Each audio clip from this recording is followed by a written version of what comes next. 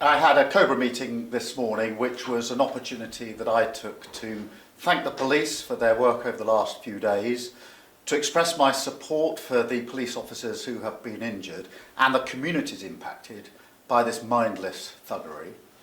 There are a number of actions that came out of the meeting. The first is we will have a standing army of specialist officers, public duty officers, so that we'll have enough officers to deal with this where we need them. The second is we'll ramp up criminal justice. There have already been hundreds of arrests. Some have appeared in court this morning. I've asked for early consideration of the earliest naming and identification of those involved in the process, who will feel the full force of the law. And thirdly, I've been absolutely clear that the criminal law applies online as well as offline, and I'm assured that that's the approach that is being taken. Whatever the apparent motivation, this is not protest, it is pure violence, and we will not tolerate attacks on mosques or our Muslim communities. So the full force of the law will be visited on all those who are identified as having taken part in these activities. Prime Minister, how quickly can this army of specialist officers you've just told us about bring these violent protests to an end? And where people are apprehended, do we have the courts to process them or the prison cells to put them in? In relation to the police, I'm absolutely clear that we will have the officers we need, where we need them, to deal with this disorder. And that is why the standing army has been set up, specialist officers ready to be deployed to support communities. On the question of prisons, firstly, we're monitoring it on a daily basis. I'm appalled that we've been put in this position by the previous government. That is even a discussion, it's even a question that you have to ask me. But we will make this work and ensure that we've got the places that are needed to bring the perpetrators swiftly to justice. So on both those fronts, I'm confident that we can absolutely make sure that those engaged in this activity do feel the full force of the law. Some MPs have said that a recall of Parliament is necessary. Is that something you're considering? Look, my focus is on ensuring that we've got the right people carrying out their duties to ensure that our streets are safe. For the public, that is the first duty of government, and that's where my absolute focus is. So we don't need one at this stage? No, my focus is on making sure that we stop this disorder, that the criminal sanctions are swift and be seen to be followed, which is why I've asked for consideration to be given to the earliest identification and naming of those that are involved in this. Many have been arrested, some have been charged, some of them are in court now. We're entitled to know who they are so they can be identified at the first opportunity. But that's where my focus is, and I think the vast majority of people watching this would say that's absolutely where my focus should be. Prime Minister, Sir Mark Rowley, the Met Commissioner, left this Cobra meeting and was asked a question by a reporter about two-tier policing, which is an accusation made by some people, including the Reform Party. He grabbed the reporter's microphone and appeared to throw it on the ground. Is that an appropriate reaction, and what do you say to these accusations about two-tier policing?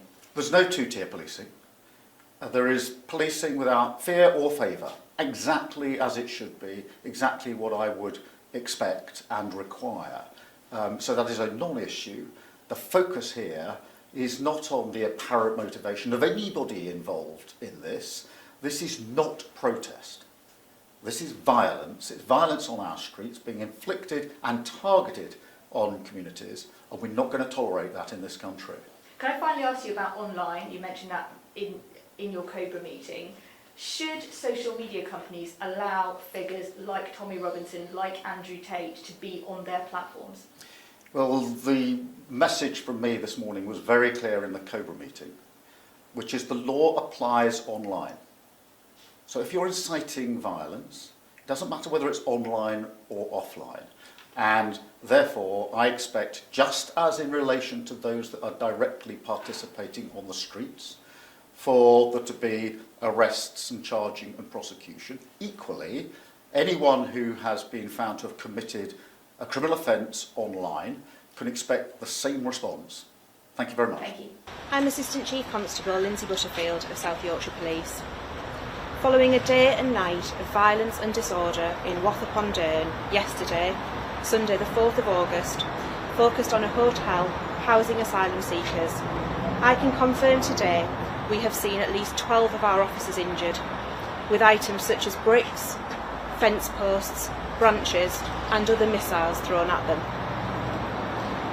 Our police dogs suffered minor injuries after missiles were launched at them, and horses had bricks, eggs, bottles and beer cans thrown at their heads.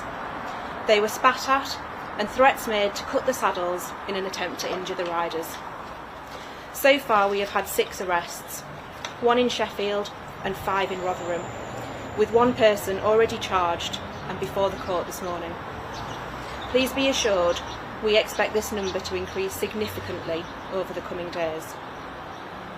It began yesterday around 11:30 a.m. when a group of 250 arrived in the Manvers area of Wath-upon-Dearne.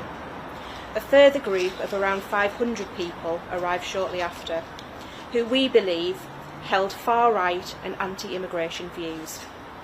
At the same time, a large crowd began to gather in Sheffield city centre, diverting a number of force resources. It was at this point we began to see an escalation in violence in Wath. Hotel windows were smashed and there was a concerted effort to cause damage to the interior and serious harm to those inside. There was a particularly sickening moment when a wheelie bin was pushed against the hotel and set on fire, with the clear intent to cause serious harm to the residents and staff. It was known there were people residing and working in the hotel, but the mindless individuals responsible had absolutely no regard for their safety. It was ultimately a disgusting display of thuggery continuing well into the evening, with our policing operation only finishing around 5 a.m. I want to say a heartfelt thanks to all those involved from South Yorkshire Police and the many forces who provided us with mutual aid, our partners in the fire and ambulance service, and local partners for their continued support. I would also like to thank those who've already sent kind messages to the force. Officers have worked through the night to begin identifying those involved in these horrendous scenes. Please be assured, if you were there, we will find you, and you will be held accountable for your part in yesterday's violence. To our local communities, and particularly in Manvers, yesterday was a dark day, and we know this was felt across our county.